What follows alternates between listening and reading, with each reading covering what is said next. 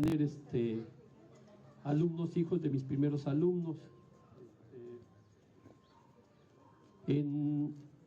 Tuve la suerte en algún momento, cuando llegué a trabajar allá hace 40 y tantos años, no recuerdo cuántos, que alguna ocasión cuando se hacían festejos del Día del Maestro, sobre todo, el que era nuestro director, que era muy amigo de gente de Santa María, él fue maestro de la escuela, el maestro Carlos Antúnez, y él invitaba a las madres a prepararle la comida a los maestros como homenaje. Entre las madres que iban ahí, iban muchas cocineras. Yo sí tuve el gusto de que las mamás llegaran y en el fondo de la escuela ponían sus comales y todo, y mientras nosotros estábamos en actividades, ellas nos preparaban la comida. No veíamos qué hacían porque nosotros estábamos en otras cosas, pero curioso como soy, pues estuve preguntando. Ya después me tocó ir a bodas y eso, y saber de las tradiciones, pero a mí me llamó mucho la atención lo de los tlapiques. Yo les pregunté, pero a las cocineras, la experiencia que traigo es voz viva de cocineras, no me digan nombres porque no me acuerdo de quiénes. Ellas lo que me dijeron es que cuando empezaron a hacer los tlapiques, dice, nosotros hacíamos la fiesta para gente más acomodada que nosotras. O sea, generalmente las cocineras eran gente más humilde. Cuando preparábamos la comida, hacíamos el pollo y todo eso, sacábamos, ella me decía, las menudencias, dice, y las pepas. Y un día alguien dice, pues vamos a comernos eso, vamos a prepararlos, no recuerdan quién, y justamente con lo que ya nos narró la profesora, con todos los sobrantes, o sea, lo que ellas esperan, todos los sobrantes, ellas empezaron a preparar los tlapiques y los guisaban, era lo que ellas comían, mientras otros estaban con su fiesta en el mall y todo eso, ellas comían los tlapiques. Dice que en algún momento alguno de la fiesta pues les preguntó justamente por el olor, oye, eso que están guisando es muy rico, ¿qué es? Y le preguntó, son las menudencias. A ver, pues curioso también la gente, a ver, dame un taco. Y poco a poco se empezaron a hacer famosos los tlapiques. Entonces llega un momento actualmente que el tlapique ya es un privilegio, es un gusto, ya no es un alimento de las cocineras, de la gente del pueblo, ahora es un alimento privilegiado, porque en ferias y todo eso aparece como un guiso tradicional los tlapiques.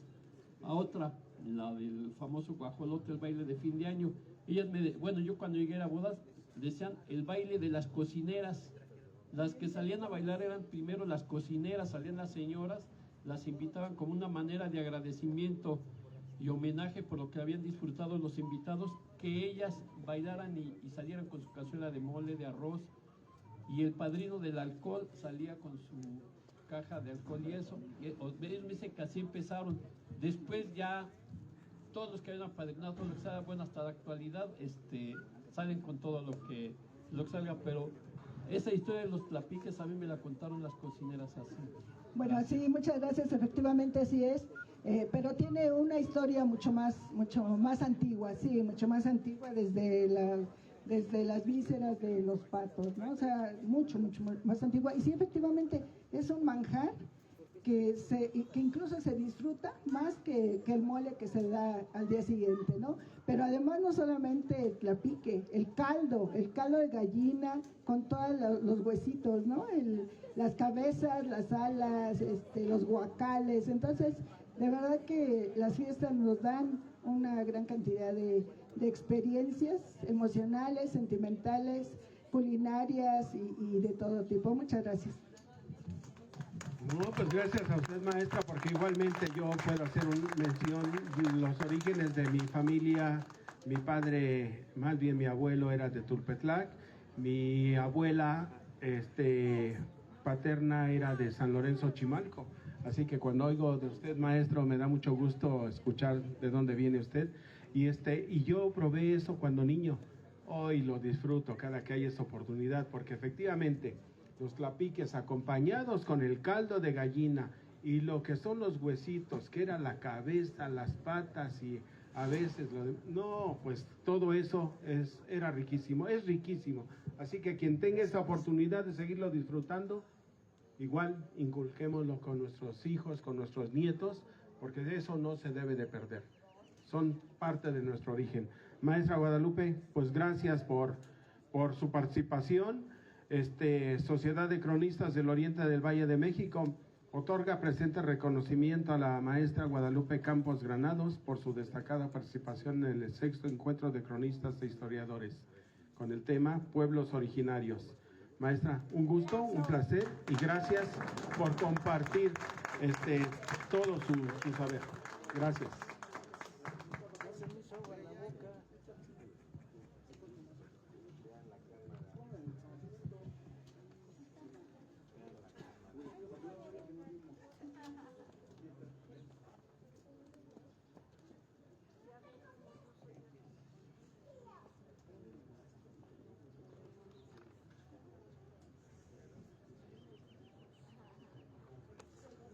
Gracias, maestra, felicidades. Bueno, pues continuamos, vamos dándole cabida a el maestro Antonio López Buendía. Viene de Santiago Acahualtepec, nos viene a ayudar, nos viene a apoyar, viene a compartir todo su conocimiento, su saber, su investigación. Él tuve el gusto de verlo el jueves, platicando con él un poquito. No tiene mucho conocimiento, además el manejo de la lengua materna, náhuatl, puedo decirlo así, lengua materna, náhuatl. Entonces, pues igual, estas palabras que de repente igual nos cuesta trabajo pronunciar, que tienen un significado pues profundo, enorme y que nos hace sentir parte de lo que verdaderamente somos. Maestro Antonio, bienvenido, y él con el tema, el nepantlismo en Acahualtepec. Disculpen, está borrosa mi copia. Adelante, maestro. Es del pueblo originario Santiago Acahualtepec. En 1995 comienza el estudio de la danza tradicional mexicana con el maestro Encarnación Martínez Leguizamo, heredero del gran maestro Marcelo Torreblanca, fundador de la Academia de la Danza Mexicana del IMBA. En 1996 gana con el grupo Imágenes de México el primer lugar a nivel nacional, representando a la Ciudad de México, dirigido por el maestro Encarnación Martínez. Con el grupo Imágenes de México gana consecutivamente la etapa estatal en los Juegos Nacionales Culturales de los Trabajadores Ricardo Flores Magón de 1996 hasta el 2005. En el año 1997 funda el grupo de danza azteca Tezontlali Cocosaxtli del pueblo Santiago Acahualtepec. En 1998 comienza su aprendizaje en la música tradicional mexicana. En el 2008 funda el grupo de danza azteca Veneración a San Judas Tadeo y el grupo de danza azteca Xochicuipan. Combina su aprendizaje de la música con la medicina tradicional, la limpia tradicional y del rescate del temazcal auténtico originario. Rescata las frases y palabras náhuatl de Acahualtepec y a su vez comienza con su estudio del náhuatl. Trabaja en la concientización del sentido del ser originario o indígena para percibir el mundo a través de las tradiciones de su pueblo. Es miembro activo de la Sociedad de Cronistas del Oriente del Valle de México. Bienvenido.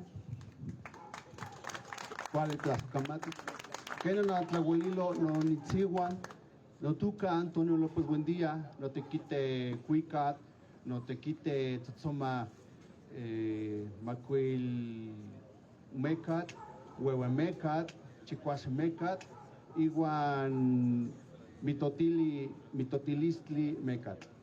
Bueno, me llamo Antonio López Buendía, soy del pueblo Santiago Acahualtepec y pues me dedico a enseñar la danza, el canto y la música tradicional azteca Mitotilistli o Yanqui azteca Mitotilistli, o la nueva danza, lo que se puede decir que es la danza regional. El tema que hoy quiero platicar con ustedes, con todos los altepechichihuan que están aquí, Iztacalco, Tepetzinco, Coatlinchan, Iztapalapa, Chimalhuacan, Acahualtepec, Culhuacan y Hueca, Mieca, Altepechitzin, es precisamente el tema de lo que se llama el nepantlismo o lo que llama el nepantla. Nepantla es una lengua, es una palabra en el idioma náhuatl o mexicatlahtoli, o dependiendo del pueblo ya recibe su nombre, que significa algo que está en medio, algo que es, aquí está un objeto, aquí está el otro, y el nepantla es lo que va a estar en medio, ¿no? En este caso, el Nepantla, o la palabra Nepantla, la identificó Fray Diego de Durán en el siglo XVI. ¿Por qué? Porque cuando se dio el proceso de evangelización en México y en las diversas comunidades indígenas, él se dio cuenta que había la veneración y que muchos indígenas aceptaban tanto como al santo católico como a la deidad indígena, la seguían venerando. O sea, no hicieron esto que Quito, porque si se dan cuenta, muchas veces se maneja que llegaron los españoles, que tanto hicieron un mestizaje general o un mestizaje cultural y religioso sobre todo, cuando lo que no se ve es que a través de eso que identificó Fray Diego de Durán, precisamente llegada a la conquista espiritual se llama, es que los nativos, porque aquí hay otra cuestión con la palabra nativo que platicaba aquí con el señor Florencio de Acahualtepe, que muchas veces, y él me dijo, es que no tenemos que llamarnos ni indígenas, incluso originarios. Entonces yo pensando dije, bueno, entonces, si nosotros asumimos el nombre del lugar de donde somos, en este caso, Tecolostitla, ¿no?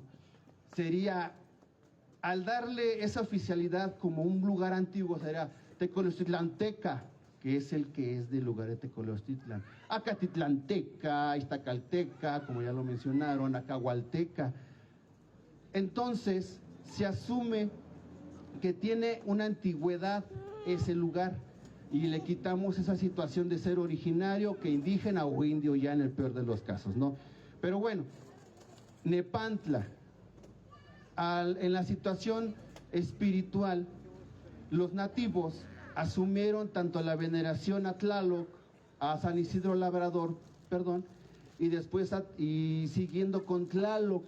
Solamente que obviamente tenemos cuántos años de la conquista y esas memorias de cómo se hacía la veneración, pues desafortunadamente se van perdiendo. ¿Por qué? Porque sabemos que mantener la cultura en los pueblos originarios, sobre todo cuando son bombardeados por diversas, por expresiones de otros lugares, se van asumiendo, se rechaza o se acepta, que esa es la ventaja de que tienen las personas de un lugar determinado, ¿no? Y entre la situación del nepantlismo en los pueblos originarios, pues obviamente lo más palpable son en las fiestas tradicionales que tenemos en todos los pueblos, tanto del oriente como de todo lo que es la cuenca y las diversas cuencas. Y yo muchas veces les ponía un ejemplo, ¿no? Que se encontró una tumba en lo que era Tepitón, y que precisamente eran 40 años creo que después de la conquista, y tenía entierros todavía, ritos funerarios de los mexica en aquel tiempo. Y estando dentro de lo que es la ciudad o ya la dominación española, si se hacía un rito antiguo, ¿qué sería en nuestros pueblos que están más alrededor? ¿Y qué sería en los pueblos que están más alejados, no? Por eso muchas veces los frailes cuando llegaban decían, así ya se pertina, ya dijo el Padre Nuestro, ya es católico. Y si nosotros tenemos la oportunidad de escuchar a gente de Europa que ve una misa y por ejemplo una boda, ¿no? Yo estaba viendo un video que unos españoles vieron la boda y dijeron, es que esto es completamente diferente a España, que quién sabe qué. Siendo una boda de ritual católico mexicano, que está lleno en lo que ya entra esa palabra de asimilaciones de ambos rituales. No sé si ustedes han tenido la oportunidad o han escuchado lo que llaman las velaciones de las danzas de conquista o las danzas de concheros. Son esas danzas que se hacen en la villa, que vienen con guitarras y que incluso, bueno, yo tengo un grupo ahí en Acahualtepec, ¿no? Si una persona viene y observa pensando que uno está adoctrinado católico, obviamente al ver la expresión de todo el ceremonial de los ritos de la cruz, entonces se va a quedar, es que esto no es católico y estos cuates hasta son paganos, ¿no? ¿Por qué? Por el manejo del somador, por los cantos, por los tiempos que tiene, si empieza a las 12 hace un descanso, a las 3 se levantan los arreglos de flores.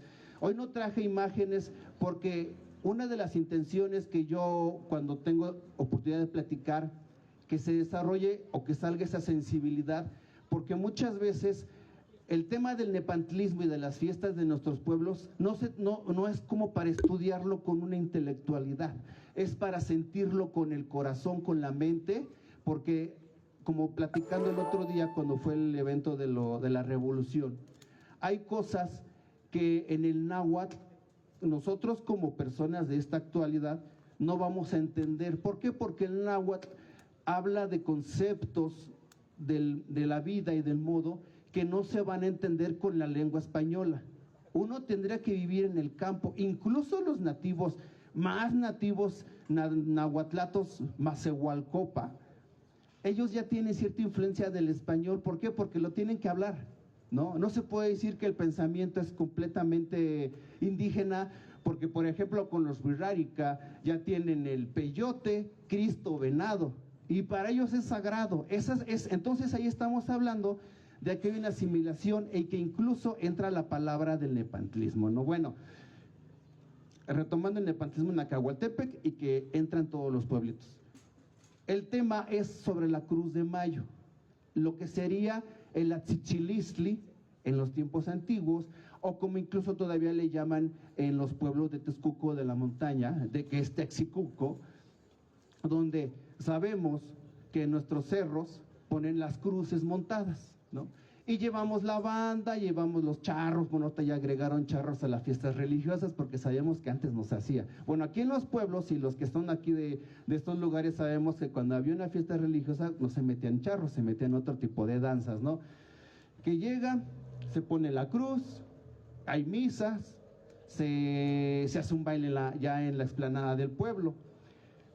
Pero aquí el punto medular es que toda la comunidad sube a un cerro, ¿no?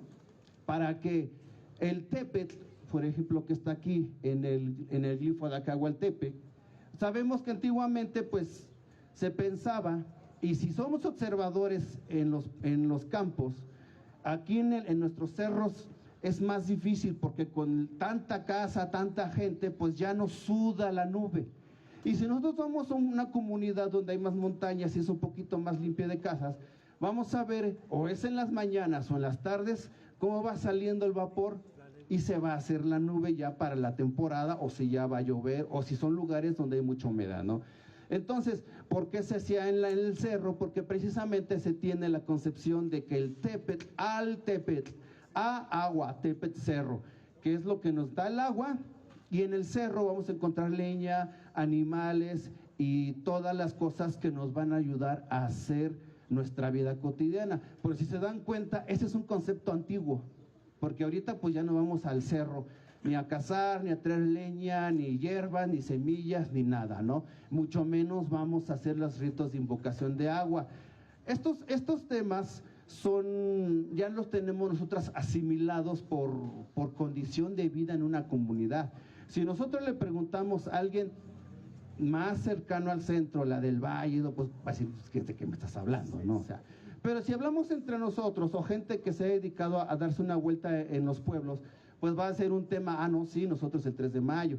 Pero si nos ponemos a investigar más, ¿qué es el Atzichilistli? Bueno, yo debido al trabajo en espiritual, no entiéndase católico, bueno, no hay problema si es uno católico, porque al final de cuentas a través del ritual se mantienen muchas cosas.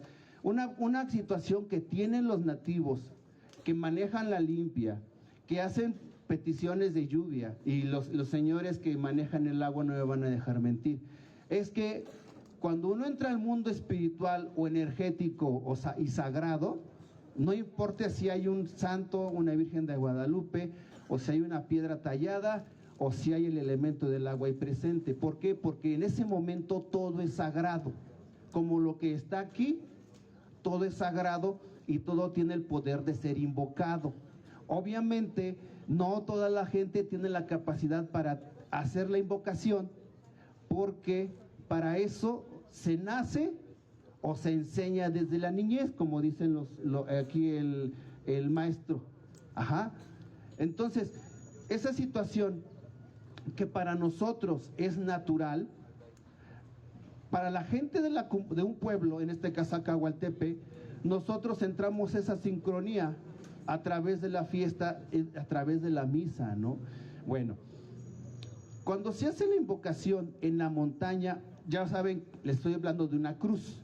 En los pueblos de la montaña de Texicuco, ellos ponen una cruz azul, porque precisamente es el símbolo del agua. En otros lados, pues ya ven que es la cruz blanca, muchos manejan que es el símbolo del color de la nube. Y si no tiene color, no importa. ¿Por qué? Porque es una cruz. ¿Y qué es lo que es una cruz? En la danza se han mantenido muchas tradiciones, ¿no? Cuando uno hace la cruz, maestro Calisto, ay, écheme la manita, por favor. Vamos a hacer que el maestro dance. Por favor, sosténgame aquí en la boca. Estos son los dos opuestos: izquierdo, derecho, fuego, agua, tierra, cielo. Todas las dualidades sagradas que hay en todas las culturas antiguas, ¿no? Están aquí. Cuando se cruza, esto es la cruz, ¿no? Y en los tiempos sagrados, y ya ven que está el símbolo del Olin, que es cuando es una cruz torcida. Y es cuando se dice que se mueve. Entonces, la gente que trabaja cualquier elemento, el agua, el fuego, el aire, o que hace la limpia, que curan los cuerpos energéticos, que desecha energías de casas, por lo general, se tiene que trabajar la dualidad. ¿Por qué? Porque conociendo las fuerzas poderosas, otro símbolo universal, bueno, que se maneja mucho en el Oriente y que todos conocemos, es el del yin y el yang, ¿no? El círculo, a la mitad, lo oscuro y la luminosidad, por ejemplo, ¿no? Entonces, la luz está en lo oscuro como lo oscuro está en lo sagrado. Cuando controlas estos dos opuestos, puedes mover la energía de creación. Y entonces, en nuestras culturas antiguas, muchos me dirán, es que la cruz es católica. No, lo que pasa es que la cruz es un símbolo universal, ¿no?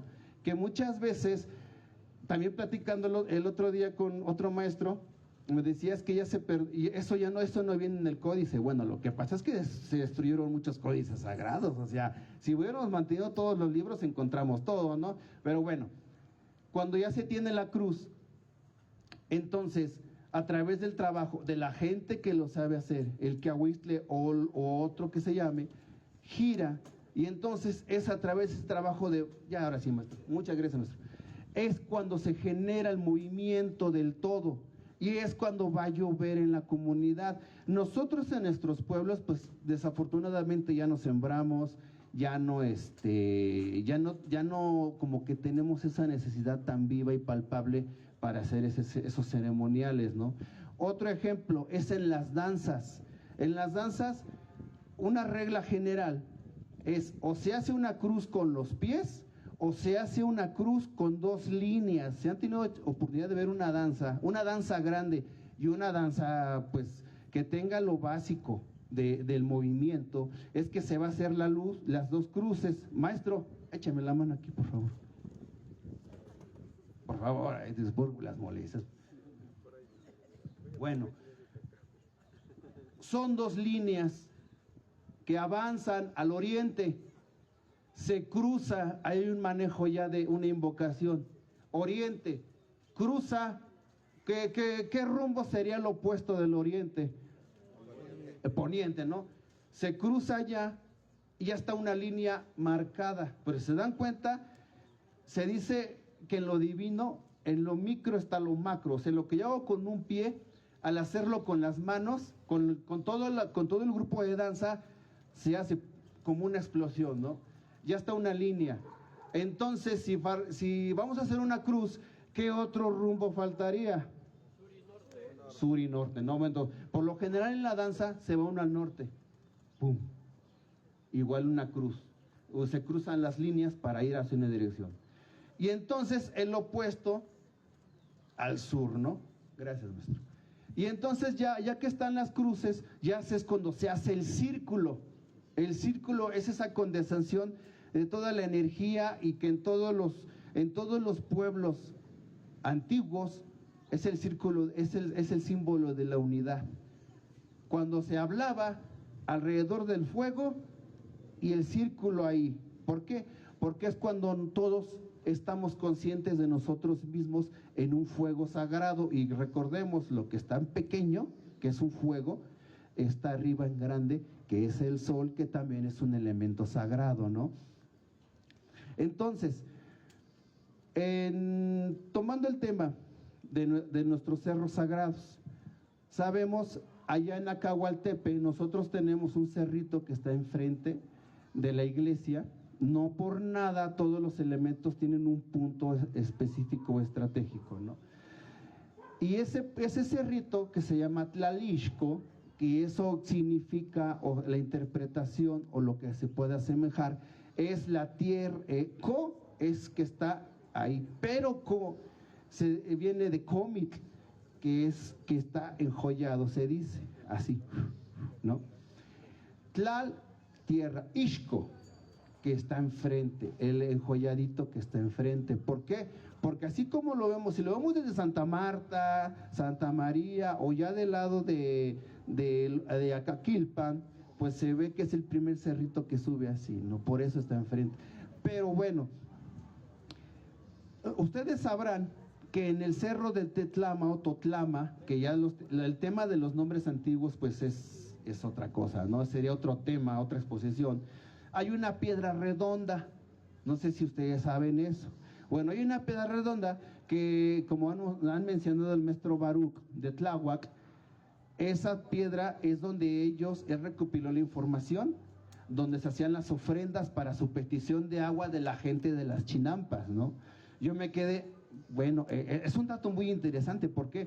Porque nosotros también, como pueblo agrícola que era, pues también se necesitaba hacer una petición, independientemente de Tlalixco. En muchos lugares hay ciertos grados de poder, lugares donde pueden ser más fuertes las invocaciones hacia lo sagrado, ¿no? Y yo me quedé con la duda porque ya obviamente estamos hablando de que en muchos pueblos aquí del centro de la cuenca, y en este caso del oriente,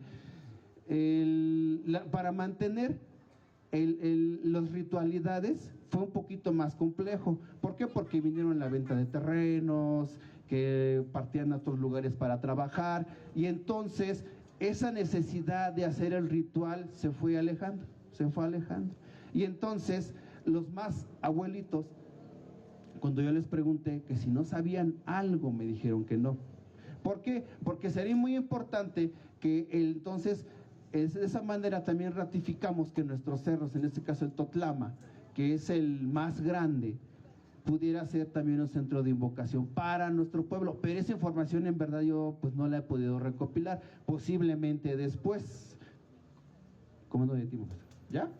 Ah, bueno, pues ya. Es vasto el tema, ¿no? Discúlpenos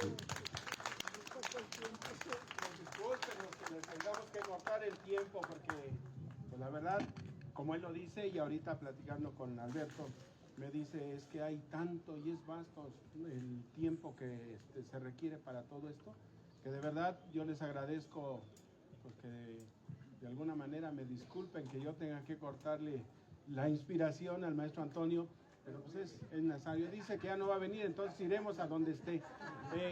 Yo les invito a que de alguna manera, si tienen la oportunidad también, el maestro Balam también ya puso algunos libros y vestigios de la época prehispánica y demás. Hay folletos de información también del maestro Calixto que él va editando y demás y de forma. Entonces, quien tenga interés por ahí, igual puede observarlo. Por lo pronto, pues vamos a continuar. Mi maestro Antonio, un gusto, un placer siempre escucharlo. La verdad es que le cortamos la inspiración, pero discúlpenos. Dice usted, esto que voy a decirles es tema para otro momento. La Sociedad de Cronistas del Oriente del Valle de México otorga el presente reconocimiento al maestro Antonio López Buendía por su destacada participación en el 6º encuentro de cronistas e historiadores con el tema Pueblos Originarios. Gracias, maestro. Esperemos nos siga, ya nos amenazó que ya no va a venir, pero esperamos siga acompañándonos y compartiendo todo su saber. Bueno, yo tengo una duda, porque no dijeron. Tanto Ecatzingo como usted mencionaron algo de la tierra, lo que uno pide. Aquí en Santa María, cuando va a llover, nosotros decimos, pon una cruz de sal y pones sal. ¿Sí funciona? O sea, porque sí nos funciona. ¿Sí? Lo que pasa es que nosotros como entidades vivientes, biológicas y con emociones y energía, tenemos el contacto con lo divino, siempre es diario, es en cada momento. Por eso muchas veces en las fiestas de los pueblos, muchas veces ya ven que nosotros tenemos los altares sagrados en la iglesia y en la casa, pero de ahí, si se dan cuenta, tenemos festejo cada 15 días muy seguido. Nosotros vivimos con lo sagrado todo el tiempo, todo el año, cosa que en muchos lugares, es que a veces cuando uno se expresa de su pueblo, pareciera que uno hace una discriminación, pero no. Hay lugares donde pues ya es muy ritual, ya es muy como de estampa, ¿no? Ah, pon esto, pon el otro y pum, y ya está. Y si tú no pones lo que ellos ponen, entonces estás mal lo que tú haces. Entonces, nosotros todo el año tenemos lo sagrado, vivimos con lo sagrado, punto. Y hay gente que tiene más poder para mover la energía creadora.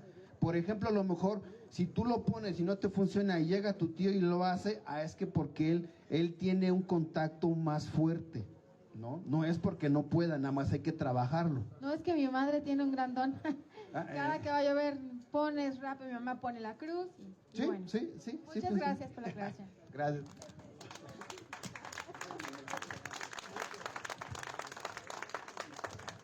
Bueno, pues continuamos ahora con la presentación del maestro Ángel Villagrán Espino Barros. Él viene de viene de la red social Paraíso y Paz, te salvemos el Tepepolco. Me salvó Erika. Bueno, pues presentamos al maestro, por favor. Y otra sorpresa para mí. A mí en lo personal, discúlpenme que lo expreso, en lo que él se prepara, a mí en lo personal me da gusto cuando veo jóvenes como él, como Balam, que lo acabo de conocer, jóvenes que tienen ese gusto y esa pasión por querer saber de su origen. Y más todavía, de desprenderse de lo que ellos saben y compartirlo. Así que muchas gracias, maestro, gracias por acompañarnos. Ángel Villagrán, entonces, pues muchas gracias. Ángel Villagrán Espino Barros. Estudió filosofía en CEU, ha impartido talleres de filosofía práctica y con niños en Nezahualcóyotl. Ha participado en actividades culturales y de actuación en Fundación Sofía México. Es parte del Temazcal, Tonacasigual, Tezcatlipoca, en el Huerto de las Rosas, y pertenece a la Red Socioambiental Paraíso y Paz, organización encargada de cuidar y restaurar el Tepepolco o Peñón Viejo.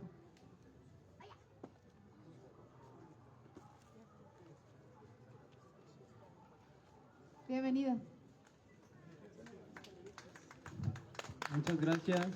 Gracias a todos por la invitación, maestro. Maestro, gracias.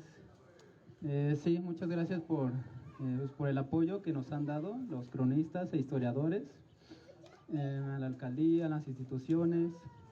Voy a hablarles un poquito de lo que hacemos en la red. Ahorita les voy a presentar algo, una presentación. Ustedes saben qué es el Tepepolco, de los que no sepan, ¿no? De los cronistas e historiadores. Pero bueno, para hablarles un poquito de lo que es el Tepepolco. ¿Ustedes cómo conocen al cerrito que está aquí atrás? Peñón. ¿El Peñón? Ajá, ok. Peñón Viejo, ¿no? Peñón Viejo, Peñón del Marqués, así es como se le ha llamado al cerrito. Nosotros lo conocemos como Tepepolco, que es su nombre en náhuatl, que quiere decir en el Cerro Grande o el Cerro Grande. Antiguamente el cerro pues estaba rodeado del lago de Texcoco que llegaba hasta Santa Catarina. como les comentaba, el Cerro del Tepepolco pues tiene una antigüedad muy grande, ahí se hacían también rituales, gracias a los cronistas que nos han apoyado con la recuperación de la memoria histórica, pues hemos realizado pues algunas actividades de este rescate de la historia, de hablar de sus crónicas, de sus relatos, de las batallas que se libraron ahí en el cerro. Les voy a hablar un poquito de las batallas. Pues como tal yo no soy historiador ni soy cronista, pero pues estamos haciendo esas actividades ya desde hace unos años, 6 años, pero hay otros compañeros que llevan 10 años en el Cerro del Peñón Viejo. Como ustedes saben, tiene un estigma, ¿no? Que le dicen el hoyo, que la delincuencia, que la inseguridad, que yo no subo, que yo no voy. Pero bueno, pues esas cosas se han estado cambiando gracias a un equipo, gracias a los vecinos como nosotros. La red socioambiental Paraíso y Paz, igual pueden buscar ahí en redes. Nosotros somos un colectivo autogestivo, sin fines de lucro, apartidista, es comunitario el asunto, ¿no? Nada más nos empezamos a reunir entre vecinos para ver de qué manera podríamos rescatar el Cerro del Peñón Viejo. Y bueno, pues ahí surgieron otros colectivos y grupos para apoyar, y poco a poco se fue creando la red, ¿no? Y también se fueron uniendo los más vecinos y sobre todo los de los pueblos originarios, cronistas e historiadores, como los compañeros que tenemos aquí. Bueno, ahí más o menos se ve, ahí se puede ubicar el Tepepolco, no sé si lo alcancen a ver. Y famosa pintura, ¿no? De la ciudad de Tenochtitlán. Y bueno, está viendo hacia el oriente, al fondo están los volcanes, Santa Catarina, el Cuexoman, Chimalhuacán, el Chimalhuache, el Tepepolco, Tepetzinco, o Peñón de los Baños, Peñón Nuevo le llaman. Gracias.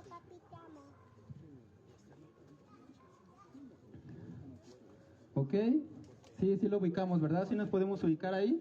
Y nosotros nos encontramos aquí atrás, ¿no? Aquí en la Utopía de San Sebastián, ahí lo podemos ver. Y bueno, ahorita son unas imágenes del estado actual del cerro. Esta imagen no sé si la hayan visto, es famosa, pero en un sentido negativo, ¿no? Santiago Arau la tomó en enero del 24, es famoso el fotógrafo y cineasta, entonces, pues ahí lo que podemos ver es cómo los asentamientos, digamos la ciudad, la urbe, ha ido avanzando hasta casi la cima del cerro. En el año de 17 más o menos, bueno, 2017, estas casitas las pintaron de colores, que se volvió como una moda pintarlas de colores, para maquillar un poco el asunto. Y esto que está aquí es el hoyo, ¿no? El hoyo del cerro. Y dentro están las unidades habitacionales de Peñón. Bueno, por ahí estoy yo viviendo. Esta es la Colonia Paraíso, Ejército de Oriente 2, Álvaro Obregón, La Joyita. Más para acá de este lado no se alcanza a ver, es donde está la que le dicen el hoyo, la colonia La Joya. Aquí no se ve en la imagen, pero si uno no conoce, nos dicen que ese es el hoyo, ¿no? De una forma negativa. Pero este es el cerrito del Peñón Viejo, del Tepepolco. Y aquí tenemos otra imagen desde el Metro Galatao más o menos, de cómo se ve. Cuando uno pasa por la Zaragoza, la México-Puebla, uno piensa que el cerro está sano, está bien, no está entero. Y vemos toda esta montañita verde que se ve bien, pero no vemos lo que está del otro lado, ¿no? La siguiente. Y esta imagen es del sureste, viendo desde Chimalhuacán, viendo desde acá, desde Santa Marta, más o menos, podemos ver esta zona, ¿no? Y bueno, pues aquí ya podemos ver otro panorama del cerro, ¿no? Aquí vemos una magueyera. Aquí vemos unas zonas que se han estado interviniendo estos últimos años. La avenida que está por acá es la avenida Xipe, que empieza desde el Hotel Pistolas y el balneario Elba. No sé si lo ubiquen. Esa nos lleva por acá. Y bueno, tenemos esta otra parte del cerrito a las que muchos no suben o no conocen. Bueno, como les comentaba, voy a hablar un poquito como del proceso histórico que se ha llevado a cabo ahí, un proceso comunitario de personas, compañeros y amigos que les decía, sin que nos estén pagando, sin que estemos buscando algún otro patrocinio, pues decidimos hacer algo por el cerrito y sobre todo por nuestro entorno, ¿no? Para cuidarlo, para hacer pues algún tequio. Aquí tenemos algunas juntas vecinales de hace 9 años, 8 años. Las jornadas de limpieza, estábamos ahí aprendiendo a hacer varias cositas, eventos culturales en el Parque El Mirador. En una cancha también ahí hemos gestionado pues varias actividades artísticas, reforestaciones también, denuncias y gestiones. Como ustedes saben, bueno, les platico tantito, ¿no? Igual de lo que sé. Antiguamente el cerrito, hace unos 50 años, pues estaba la minera y lo devastó mucho. Se arrancó como 2/3 partes más o menos. Ahorita lo que queda del cerro es como un 30%. Y hasta hace unos años, con antiguas administraciones, todavía estaban invadiendo, ¿no? Y hasta le daban los costales, les daban el concreto, las mismas autoridades, para que se siguieran avanzando como al cerro, ¿no? Y en esta parte que está atrás, pues una vez entró una maquinaria, ¿no? Entonces ahí fue un poco complicado. Y luego pues también está difícil ahí un poco el asunto en esas colonias. Pero bueno, pues con estas actividades hemos detenido estos avances. Y bueno, una parte de ellos son las caminatas. Ahorita les platico un poquito más también. La gestión del Parque El Mirador. No sé si igual, como muchos no han subido al cerro, pero si conocen el Parque El Mirador, que está subiendo la Xipe, subiendo del Elba, ya unos 300 metros, más o menos, uno llega rápido, y esa es como la entrada principal hacia la cumbre del cerro. Es el Parque El Mirador, ese lo gestionamos justo desde el 2015, 2016. Estábamos ahí los compañeros, también Javi, de los cronistas e historiadores, que nos apoyaron en ello, y que bueno, ellos también traen una lucha desde antes, ¿no? También, o el rescate del Cerrito del Peñón. En especial este parque, pues, a donde ahorita se encuentra, antiguamente era un depósito de basura, y lo gestionamos, estábamos nosotros pidiendo un parque ecocultural, ¿no? Y al final de esa administración del PRD, antes de las elecciones, en el 18, se terminó ese parquecito. Se terminó ese parque. Ahorita mismo ya no tiene silla, ya se las robaron todas, eran de metal. Había jardineras de metal, ya se robaron más o menos la mitad. Y bueno, hasta los barandales se han llevado de las bicicletas, se han llevado varias cositas, ¿no? Pero aún así nosotros hemos avanzado, le hemos pintado, hemos hecho murales, hemos reforestado. Estamos ahí como manteniendo esta reciprocidad con el parquecito, que lo conozcan, que lo habiten, y lo estamos cuidando también. Y bueno, desde hace pues también unos años realizamos las caminatas y las acampadas arriba en la cumbre, o visitamos las cuevas, o realizamos diferentes temáticas. Por si gustan acompañarnos, ahí estamos, las convocamos en las redes sociales. Las caminatas son el último domingo de mes. Ahí está, por si pueden acompañarnos. Nos vemos en Metro Galatao, nos vemos en El Mirador directamente. Estas son algunas temáticas de las que hemos hecho, de filosofía, de Día de Muertos, hacemos las ofrendas al atardecer. Papaloteadas, campamentos también realizamos. Aquí vemos algunas fotografías del cerrito para que lo conozcan, para que veamos, pues para que lo subamos, ¿no? Nos acerquemos a él. Nosotros que somos vecinos, aquí están unos quelites, degustación, identificación de quelites en la temporada que acaba de pasar. También podemos subir con las bicicletas. Aquí está una acampada en la noche también. Pues hacemos diversas actividades en el cerrito, ¿no? La siguiente.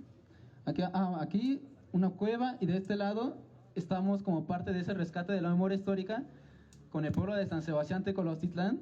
Estamos llevando a cabo la subida al cerro, ¿no? En especial para conmemorar lo de la Santa Cruz. Entonces ya llevamos 2 años con los compañeros, con los vecinos, con la mayordomía de aquí, que hemos volvido a subir al cerrito, ¿no? Antiguamente se hacía ahí unas misas en honor a San Francisco de Asís, porque es el patrono de la colonia del Paraíso. Pero bueno, ahorita ya estamos rescatando también esta parte. Antiguamente, como nos mencionan nuestros compañeros, el cerro del Tepepolco, Peñón Viejo, le pertenecía a Santa Marta Catitla, ¿no? Santa Marta Catitla abarcaba pues demasiado, ¿no?, de los pueblos originarios. También hacemos actividades con la alcaldía de Iztapalapa y con otros colectivos artísticos. Aquí vamos a ver algunas fotografías de los incendios también que luego tenemos que sofocar. Aquí está bien, aquí. Ya mero termino. Aquí dentro de las reforestaciones que hacemos, revegetaciones y deforestaciones, es la siembra de magueyes y también tenemos una escuela de tlachiqueros. ¿Alguien sabe qué es tlachiquero? Tlachiquear, tlachiqueros.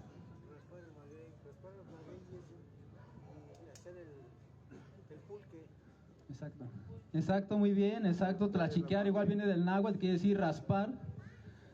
Nosotros también estamos apoyando esa bonita tradición aquí y en otros lados del oficio de tlachiquero y del pulque, ¿no? Que es tan importante esta bebida. Este es el aguamiel que sacamos de los magueyes del Tepepolco. Pues aquí vemos alguna tuna. Aquí unos talleres de biocarbón, las cuevas. Aquí esto es algo muy importante que hicimos hace 2 años. Aquí están los compañeros también.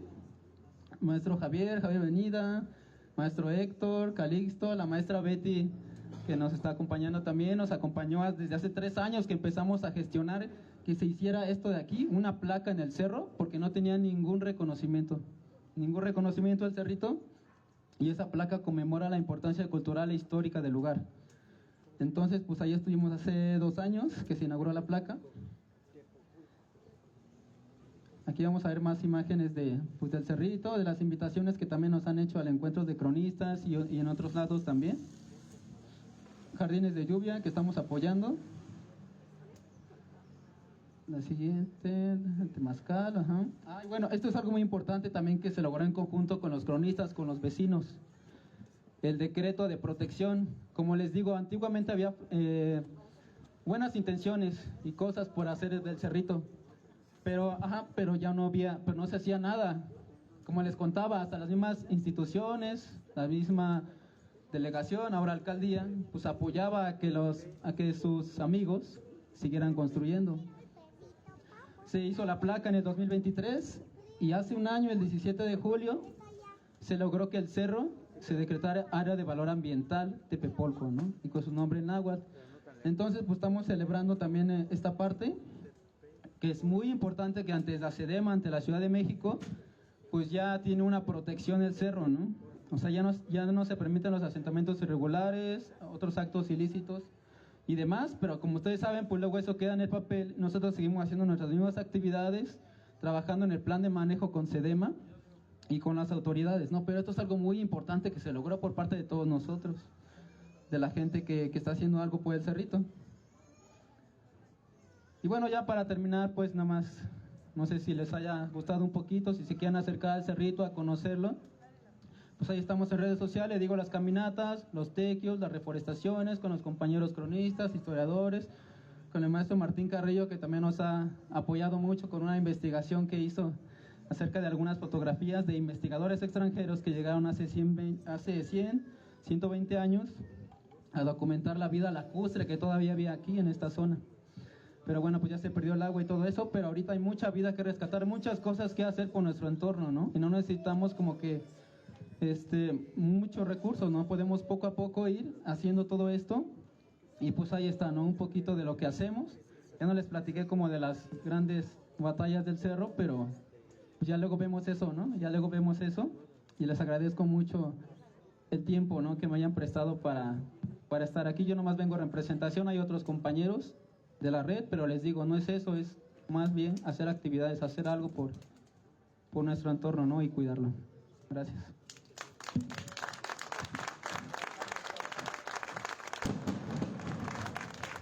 Bueno, estamos festejando un 6º encuentro, por eso es la razón de los cohetes.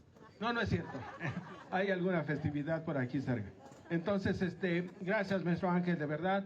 La primera vez que yo los escuché con toda la labor que hacen en el cerro del Tepepolco, de verdad mis respetos y mi agradecimiento, porque finalmente nos han invitado y es placentero, me han platicado, yo no tengo esa oportunidad, no he tenido esa oportunidad de acudir, pero que es placentero el caminar por esos lugares.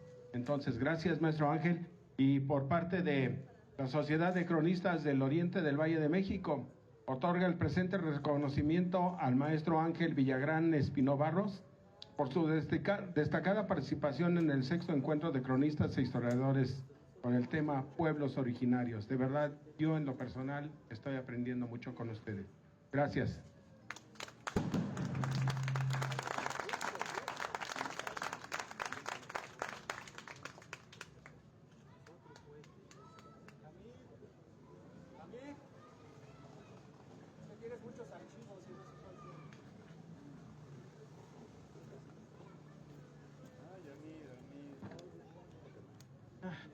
Pues bien, continuamos. Me voy a pasar por aquí, no destruyo esto. Continuamos con nuestro evento y ahora tenemos la participación